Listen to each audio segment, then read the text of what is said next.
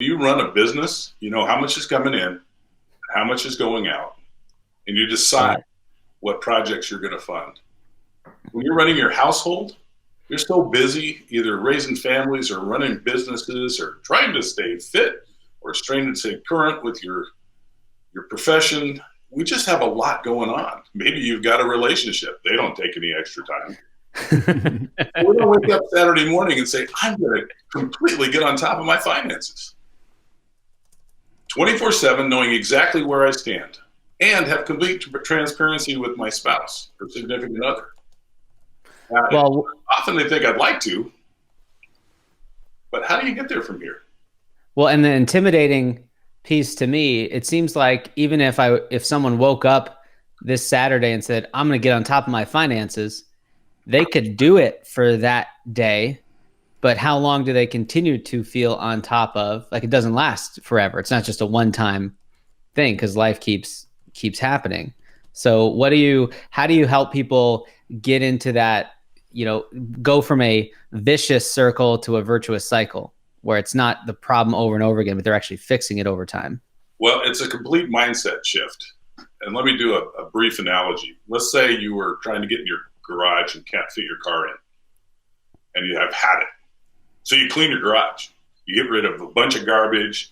You put like with like, and you have enough room for stuff. And it looks great. And a year later, you walk into the same garage and say, it's worse. What happened? And it was the same brain that set it up and cleaned it, that managed it, that got it in the mess it was in the first place. So for business owners that have used small business software like QuickBooks, if you set it up properly, how many times do you have to set it up? Once. Once, I think. Yeah. You just add a few accounts, make a few adjustments, add some items, whatever it is. So I don't teach people how to do that. Because if you do it and learn how to manage it, you don't have to clean it up again. What I do is I come in one sitting, get it 90% set up, and then I spend 10 weeks teaching them how to manage it so that they learn a new behavior, learn a new system, and they're 90% up in the first setting.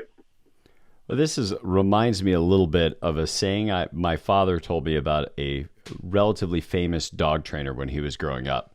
And the dog trainer said, I can train anybody's dog in about 10 minutes, but it takes me 10 weeks to train the owner. And my wife and mine's experience, that was certainly the case, is that there were certain things. One of the benefits of working with Doug is he used this program called You Need a Budget. We're going to have a link to that with a free offer from YNAB to be able to use their platform free for like 34 days. And yet You Need a Budget was the tool. And Doug and his team are super well versed on the tool. They got all of our stuff already in the tool before we started getting our coaching on how to use the tool, spending, setting up spending accounts.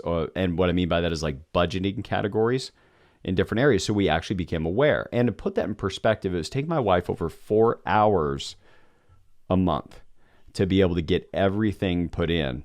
But Doug, how long does it take you to reconcile your budgeting every single month with you and your wife? Well, it's a weekly habit of about a half an hour, which includes paying all your bills, knowing exactly where you stand, and reconciling every account. So that includes, I bet most people are not spending less than 30 minutes a month just paying bills, let alone reconciling, tracking, and budgeting. On average, people are saying they're spending 3 to 4 hours a month. I had one couple using YNAB spending 2 hours every weekend, just running it incorrectly. And they were already using YNAB. Yeah, for several. Wow. A paradigm of how we do stuff. So one of the things that I teach, which YNAB doesn't stress, is to enter a transaction while you do it.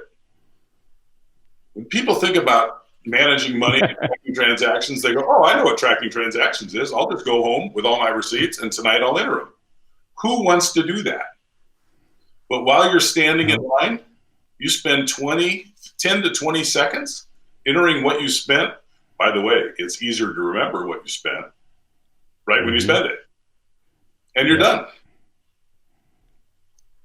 And that's something for me is just that so YNAB is an online website dashboard Along with it is an app that resides on my phone. Now, I was like the worst purveyor of this, like gathering up, oh, by the way, I spent this, I spent that, and my wife having to figure it all out later. Now I hit the plus button on YNAB. My iPhone knows where I am, and it remembers, oh, Paul's at the Shell station, because the same Shell station I always stop at automatically knows what credit card I'm likely putting it on. And all I have to do is type in an amount. So the actual program learns your spending habits and makes it easier to input those transactions based upon the behavior of you and your mobile device. Yeah. Enormously beneficial to me and my family to make the tracking of it easier, because if we're not tracking our spending, just aware of where it's going, there's no space to develop that intentionality that you mentioned, Doug. I've owned businesses for over 30 years. I started this in 2014. December of 2016, I had to completely restart it because I messed it up so bad. I was using the way I always manage money in my head to manage money with this system. And it's different. I had to start over. I couldn't clean it up. Wow. Well, you know, it's easy to start over. Doug, what's showing up for me is the discipline, the difference between having like brute force discipline and setting up structures.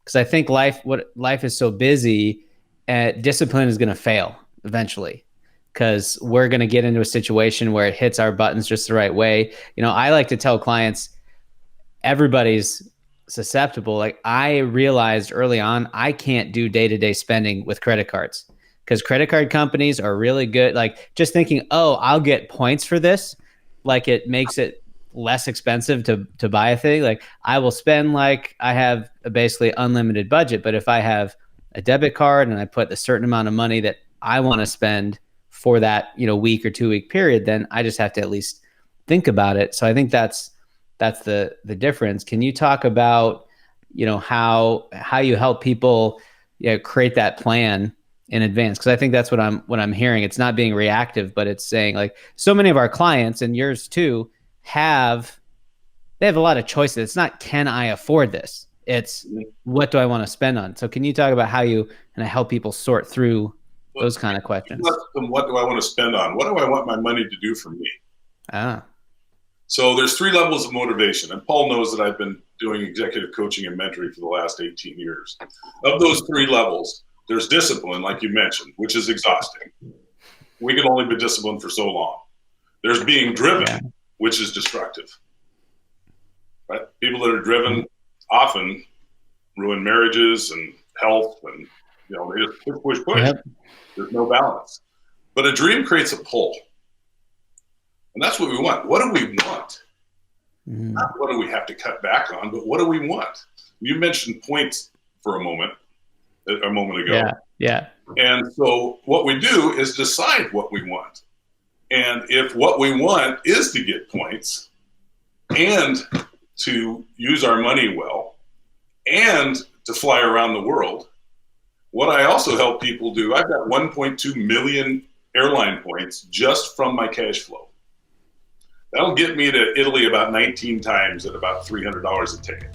Yeah. So there's lots of ways that if you pay attention, you can leverage your spending so that it actually is cutting your own expenses. Hey everyone, thanks for watching. Be sure to subscribe, ring that bell, and when you get a moment, pick up my book on Amazon, Sound Financial Advice. It's the kind of book that's easy to read, but hard to forget all the knowledge you learned.